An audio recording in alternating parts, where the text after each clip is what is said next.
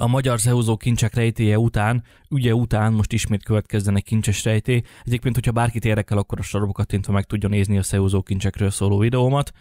Szerintem az egyik legérdekesebb magyar ügy, és engem mindig is foglalkoztatott, nagyon is foglalkoztatott ez a kincses téma. Amikor még gyerekkoromban megvettük az első DVD lejátszónkat, akkor az első filmek között ott volt a Nemzet Aranya is, és be kell, hogy valljam, én még mindig az egyik legjobb kincskeresős, kincsvadászos filmnek tartom, de lehet, hogy csak azért, mert gyerekkoromban tényleg nagyon sokszor láttam. Na de visszatérve a témához, én mindig is nagy érdeklődéssel figyeltem az ilyen kincses legendákat, de nem csak maga miatt, a kincs nagysága és értéke miatt, nagyon részben azért is, mert azért kell, hogy legyen valamilyen hajtóerő a kincs rejtek helyének a felderítéséhez, de mondom, nem csak a kincs miatt, hanem maga a kincs felé vezető út, a rejtélyek, egy-két nyom, egy-két felirat, egy-két betű, ami sokkal többet rejt magában, mint azt elsőre gondolnánk. Számomra ezek az apró nyomok azok, amelyek érdekesebbé teszik, még érdekesebbé teszik ezt a témát,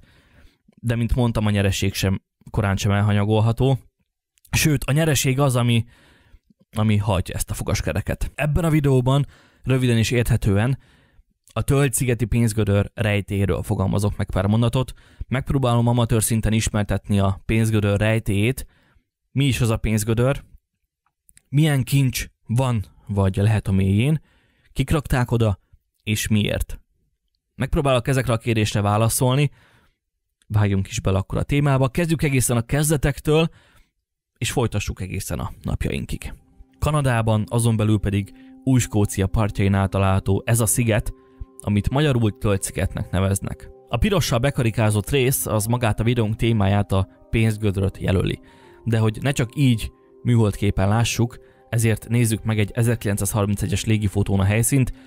Azért is egy 1931-es képen, mert azóta már korán sem így néz ki a hely, azóta már szanaszét ásták, fúrták, dózerolták az egészet, de erről majd még később. Azért is egy 1931-es képpel szerettem volna illusztrálni és bevezetni ezt a témát, mert ez az egyik talán legkorábban készült légi felvétel a Tölgy-szigeti pénzgödörről.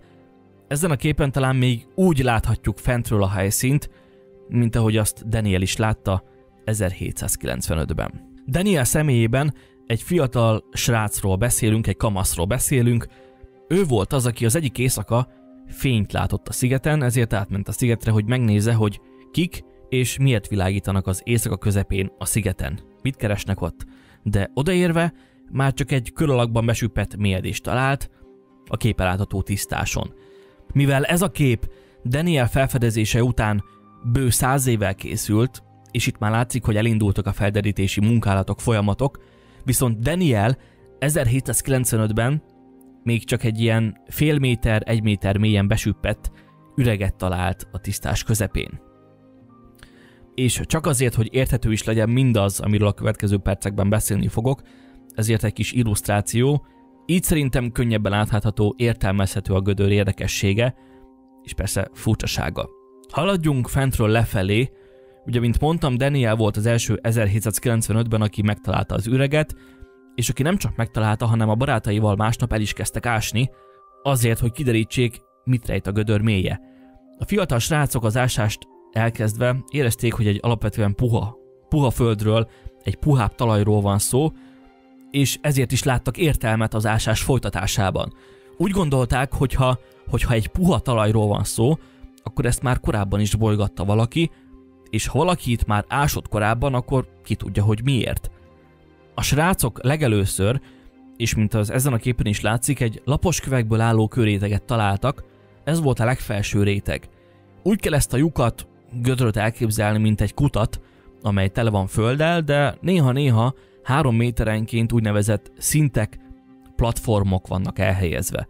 Mint az itt is látszik, a gödörben 3 méterenként van egy tölgyfa réteg. 3 méterenként tölgyfa rönkök vannak keresztbe helyezve az üregben. De nem mindig csak földet találtak a srácok, hanem amint elérték a tölgyfa réteget és ráléptek, azt érezték, hogy a fa az kong. Vagyis nincs alatta semmi. Ahogy feltörték a fa réteget, átütötték a tölgyfa réteget, látták, hogy tévedtek, mert további földdel találkoztak, viszont a farönkök alatt közvetlen nem volt föld. Persze utána ugyanúgy szükség volt az ásásra a továbbhaladáshoz, viszont ezen farétegek alatt, amelyek 3 méterenként helyezkednek el, szóval ezen farétegek alatt fél méter légüres tér volt. Remélem, hogy ez így eddig érthető. A srácok egészen 9 méter mélyen ástak le, áttörtek egy lapos kőréteget, valamint 3 faréteget, faplatformot. Majd, és mivel nem volt sikerélményük, hisz nem találtak semmit, csak köveket, fát és földet, ezért feladták az ásást. 9 év múlva a baráti társaság egyik tagjának eszébe jutott, hogy 9 éve találtunk egy üreget, és csak úgy otthagytuk. Talán nagy hibát követtünk el, vissza kellene menni és folytatni az ásást, mert ki tudja, hogy mit rejt a gödör mélye. Így is lett, John Smith visszament, nagyon határozott volt, megvette a területet, annak érdekében, hogyha bármit találnak, arra más ne csaphassa rá a kezét, és ott folytatták az ásást, ahol 9 évvel korábban abba hagyták. Sikerült áttörniük még további farönk rétegeket, viszont ezúttal már mást is találtak, ami csak még jobban meghozta a csapat lelkesedését. A farétegeken már nem csak földet, hanem szenet, agyagot és kókuszrostot találtak. Az utóbbi a legfurcsább a sorban, ugyanis a kókuszrost csak trópusi tengerpartokon terem. Kanadában a kókuszrost nem őshonos, szóval valahonnan a kókuszrostot ide hozták, ide szállították a szigetelés érdekében. De mi lehetett olyan fontos, ami miatt szénnel, agyaggal és kókuszrosttal kellett szigetelni ezeket a 3 méterente elhelyezkedő farönk platformokat? Egyébként abban az időben a kókuszrostot csak akkor használták, hogyha valami nagyon ritka és nagyon értékes szállítmány ládáját kellett kitömni, hogy ne törjön össze a szállított érték a hajóút közben. A lényeg, hogy tovább és tovább fúrt a csapat, áttörtek még 2 farönk réteget és egy kődarabot találtak. Ez a kép csak egy rekonstrukció a talált kőtábláról, és csak több évtized múlva egy nyelvész professzor segítségével sikerült megfejteni, hogy mi van ráírva. Az áll rajta, most szó szerint idézem, a felső táblát kell figyelni, az áll rajta, hogy 40 láb mélységben 2 millió font érték van elásva. Most térjünk rá egy másik illusztrációra, ugye fentről lefelé haladunk, most járunk a pirossal írt résznél, lépjünk akkor tovább és lássuk, hogy mi történt ezután. Természetesen a kőtáblán talált üzenet felvillanyozta a dolgozókat, tényleg hittek abban, hogy a gödör mélyén valami eszméletlen méretű kincs rejlik, ami innentől folytatódott, azt én engedjétek meg, hogy csak egy nagy kabarénak hívjam. Persze gyakorlott szakemberekről van szó, de mégis beletört a bicskájuk a gödör felderítésébe. Rájöttek arra, hogy ásni azt nem igazán lehet, hisz a víz az folyamatosan valahonnan újra és újra beömlik, embereket nem lehet leküldeni, mert nem tudnak a víz alatt ásni. Ezért felbéreltek valakit, aki megpróbálta kimérni, kiszivattyúzni a tengervizet a gödörből, de a pumpa, amivel a vizet kiszivattyúzták, elromlott. És mivel nem volt pénz újra, ezért a csapat feladta, és otthagyták az egészet. 1 évvel később a pénzgödör mellé pár méterre fúrtak egy új lyukat, azért, hogy hát ha majd azon keresztül le tudnak jutni a mélybe, ott talán majd nem ömlik be a víz, és majd ha leértek, akkor összekötik a pénzgödört az újonnan fúrt lyukkal. És ott folytathatják az egészet, ahol abba hagyták. Azonban ez az ötlet is kudarcot vallott, ugyanis a tengervíz, mint azt sejteni lehetett, ott is csak folyamatosan ömlött és ömlött. Így teltek az évtizedek, többen is megpróbálkoztak a fúrással, hadd ne mondjam sikertelenül. Ha valakinek mégis sikerült, akkor sem találtak semmit, csak a szokásos 3 méterenkénti tölgyfa réteget, néha fémdarabot, és ez így ment évről évre eredménytelenül. Majd egyszer csak az egyik munkás, James Speedblado, róla nem találtam képet, ugyanis még csak az 1850-es évekről beszélünk, ezért egy bő 100 évvel készült képet láthattok, szintén egy fúrócsapatról, akik 100 évvel később újra megpróbálkoztak fúrással, de visszatérve, nos ez a Speedblado az egyik fúrás alkalmával talált valamit a fúró hegyén, levette a fúróról azt a valamit, alaposan megdörzsölgette, majd zsebre rakta és gyorsan elhúzott a szigetről. Majd mondták neki a többiek, hogy ácsi, ezt nem teheted meg, hisz az, amit találtál, az nem a tiéd, hanem a társaságé. Bármint, amit a gödörben találtál, az nem csak a tiéd, hanem mindenkié. Speedblado ezt nem volt hajlandó elfogadni, ügyvédet is bérelt, hogy ne kelljen közösködnie senkivel, de persze mivel szerződésük volt róla, hogy ha bárki bármit talál a gödörben, az mindenkié, ezért Pitblédo természetesen bukta a pert, de ő még mindig nem akart megosztozni a talált dolgon, ezért eltűnt a föld színéről. Senki sem látta, senki sem hallott felőle. Azt nem lehet tudni, hogy mit talált, de bármit is talált, biztosra vehetjük, hogy nagyon, de nagyon értékes volt, hogyha képes volt mindent feláldozni, és új életet kezdeni valahol máshol a világban. És akkor folytassuk a történetet. Végül ez a fúró társaság is feladta a reményt, mert nem találtak semmit, vagyis de egyikük talált valamit, de lelépett vele, ezért siker hiányában ez a fúró társaság is elhagyta a szigetet. Pár évtized múlva egy másik fúrócsapat újra belevágott abba, amiben már olyan sokaknak beletört a bicskája, és azt még nem is említettem, hogy a gödör nem csak pénzt, hanem halálos áldozatokat is követelt. Eddig összesen 6-an haltak meg a ásás közben, volt, akit a víz temetett a gödörbe, volt olyan is, akit miközben felfelé húztak, elszakadt a kötél és a gödörbe esett, volt, aki mellett például egy boiler robbant fel, de olyan is megtörtént, hogy valaki csak a gödör felé hajolt, megszédült, majd a mélybe esett. Majd az őt kimenteni próbálók is az életüket vesztették. Szóval egyáltalán nem volt veszélytelen ez az akció, sokan ezért sem kezdtek bele a fúrásba, mert azt hitték, sőt a mai napig azt hiszik, hogy ez a gödör, ez a pénzgödör el van átkozva. Térjünk rá az egyik következő és nagyon fontos leletre. Az egyik fúrás alkalmával és a törmelékek között találtak egy pergament darabot, amelyen a VI felirat szerepel. Majd nem sokkal később ezen pergament darab megtalálása után aranydarabokat is találtak, amit a fúrókezelő William zsebre rakott. Pont úgy, mint Pitblédo pár évvel korábban. William azonban becsületesebb volt, és pár év múlva önként elmondta, hogy mit talált, és tovább folytatták a keresést. Hadd nem mondjam, hogy a képlátható csapat sem járt sikerrel, fúrtak össze-vissza, azt sem tudták már, és ezt most komolyan mondom, annyi lyukat fúrtak már a pénzgödör mellé, hogy végül azt sem tudták, hogy mégis volt az eredeti. Szanaszét fúrták az egész szigetet, egyik lyukat fúrták a másik után, de csak folyamatosan és folyamatosan ömlött és ömlött a víz, nem tudták, hogy ez hogy lehetséges. Nem tudták, hogy honnan jön és hogy mit csináljanak. Az ötlet az volt, hogy piros festéket öntöttek a gödörbe, és megnézték, hogy a festék az hol színezi majd be a sziget környékét. Ekkor jöttek rá, hogy itt valami nagyon nem oké, ugyanis a sziget minden oldalán kifolyt a piros festék, ami azt jelenti, hogy a sziget alatt egy komplett alagútrendszer van kiépítve, amelynek a pénzgödör az origója. Ezek után a képen látható úriember Robert Dunfield kezébe került a kutatás irányítása, és neki az volt az ötlete, hogy az egész helyet dózeroljuk le, olyan mélyen, ahogy csak lehet, csináljunk egy nagy krátert, több méter mély krátert, azért, hogy ha találunk valamit. És azért is mondtam még a videó elején, hogy ma már korán sem úgy néz ki a sziget, mint eredetileg kinézett, mert az hagyján, hogy szanaszét van fúrva a sziget alja, de már a domborzati viszonyai is megváltoztak. Lassan az egész szigetet áthordják majd egy másik helyre, de az eddigiebből kiindulva szerintem az sem hozná el a várt sikert. 1971-ben sikerült egy videókamerát is az üregbe dobni, és ne kérdezzétek, én nem vagyok szakértő, de például ezen a képen emberi maradványokat, ezen a képen egy gerendát, ezen pedig elvileg egy ládát látunk. Én nem akarok vitatkozni a szakértőkkel, de ezek a képek szerintem szinte bármit ábrázolhatnak.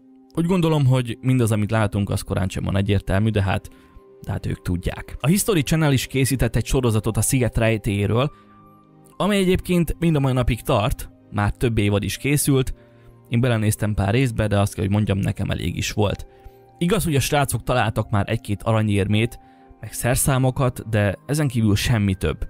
Több év alatt mindenfajta modern technikával sem sikerült kideríteni, hogy mi a fene van a gödör alján, és ez a legfőbb kérdés, amire most én is rátérek, hogy vajon tényleg mi lehet a pénzgödör alján és miért?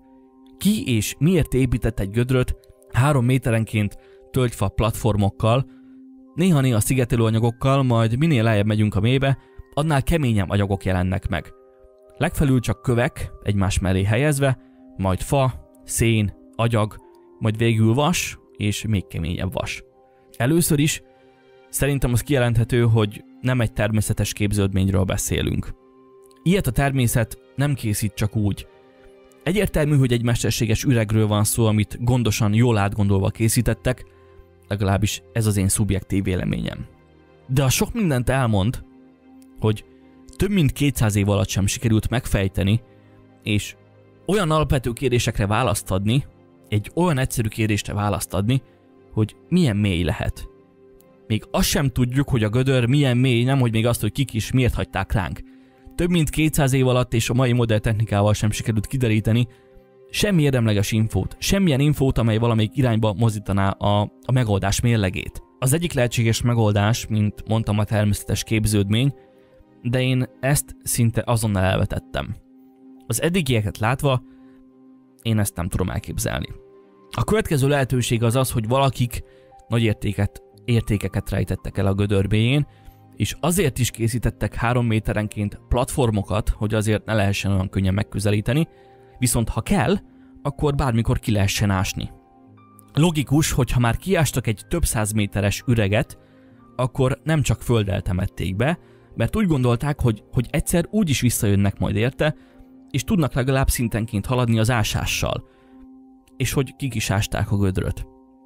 Felmerült a kalózok lehetősége, bár én nem gondolnám, hogy a kalózok ilyen alapos munkát végeztek volna, hisz azért ezt nem 1-2 nap volt összehozni. Az üreg és az alagútrendszer megtervezéséhez, kiépítéséhez nem volt elég szerintem csak néhány kalóz, akik valljuk be, hogy a kardforgatáson és a fosztogatáson kívül nem nagyon értettek máshoz. Aki az üreget kiásta, megtervezte, megvalósította, mindenképp komoly tudással rendelkezett, tudta azt, hogy mit és miért csinál, és itt jönnek képbe a szabadkőművesek, a templomos lovagok vagy a katonák. Akik az ellenség elől ide menekítették a kincseiket, hogy az biztos soha ne találja meg senki, de azért feledésbe sem merüljön a kincs holléte, ássuk el, de azért hagyjunk néhány nyomot, egy kőtáblát, platformokat, amelyek azt sugallják, hogy tényleg megéri tovább ásni. Egyébként, ami a templomosok felé billenti a mérleg nyelvét, az az, hogy találtak 6 darab hasonló nagyságú követ a szigeten, amelyek ha úgy vesszük és ha összekapcsoljuk őket, akkor egy keresztet formálnak ki. Ezért is gondolják és hiszik azt sokan, hogy a kincs hátterében a templomos lovagok állnak, akik ide rejtették a legszentebb erekjéket, mondjuk a Szent Grált, vagy mondjuk a Fridládát és sok más nagyon értékes erekjét. Idővel ezt a 6 darab nagyméretű követ több kővel egészítették ki, és az alábbi formát kapták, mint végeredmény. Én nem gondolnám, hogy a kövekből kellene kiindulni, de ha tényleg egy kincsről van szó, akkor még ez sem olyan elképzelhetetlen. Olyan elméletek is napvilágra kerültek, és ezen elmélet alapját az előkerült pergament darab lökte be a lehetőségek közé, miszerint a gödörben nem más, mint William Shakespeare művei vannak elrejtve. Egy korábbi videómban már elmondtam, hogy Shakespeare-nek összesen csak 6 darab aláírása maradt fenn. Ahhoz képest, hogy mennyi művet adott ki a kezei közül, kis túlzással azt sem lehet tudni, hogy tudott-e írni valójában.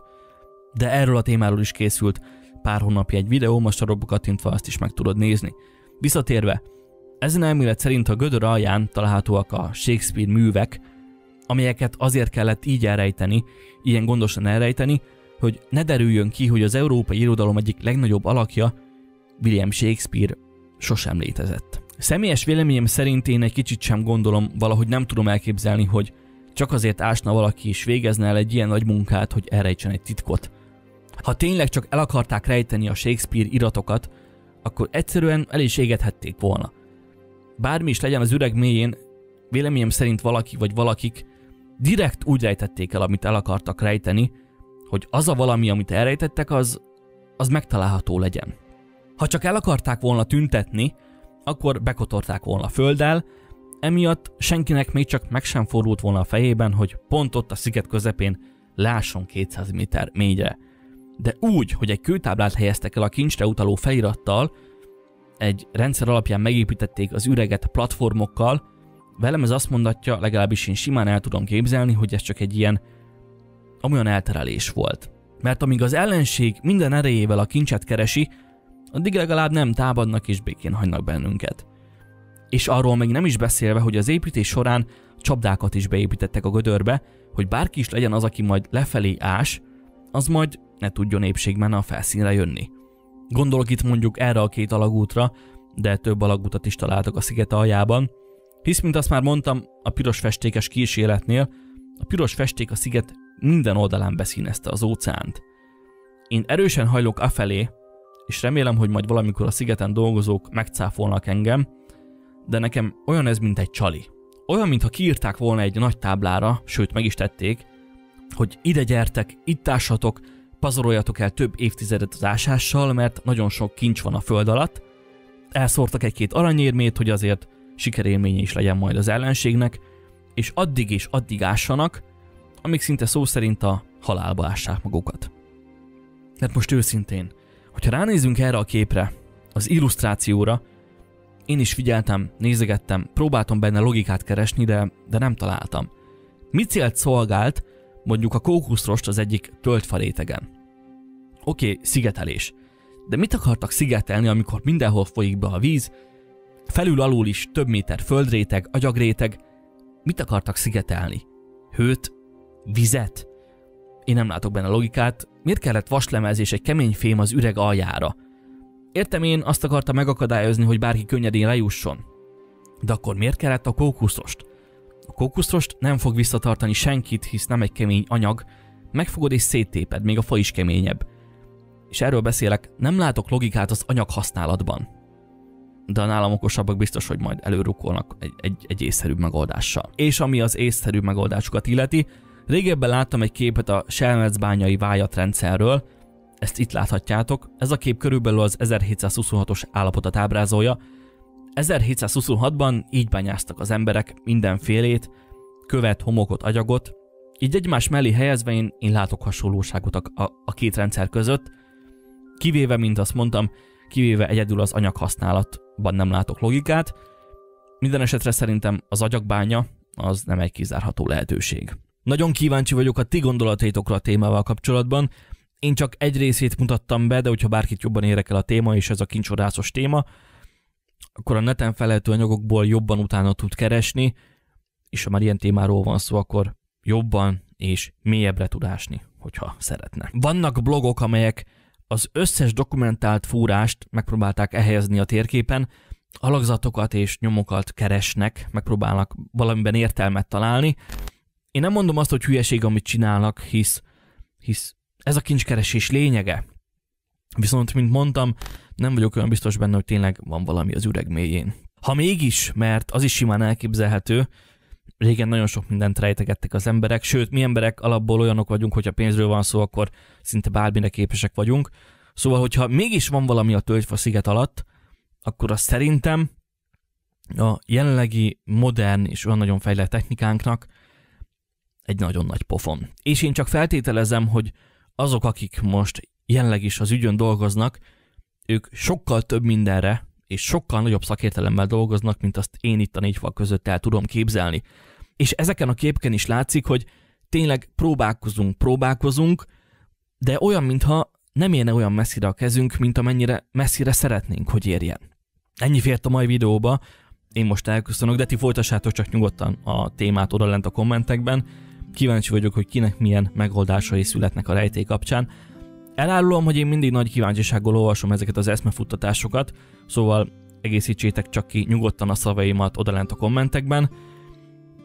Én köszönöm szépen, hogy elmondhattam a gondolataimat, köszönöm szépen, hogy meghallgattatok, további szép estét, napot mindenkinek, sziasztok!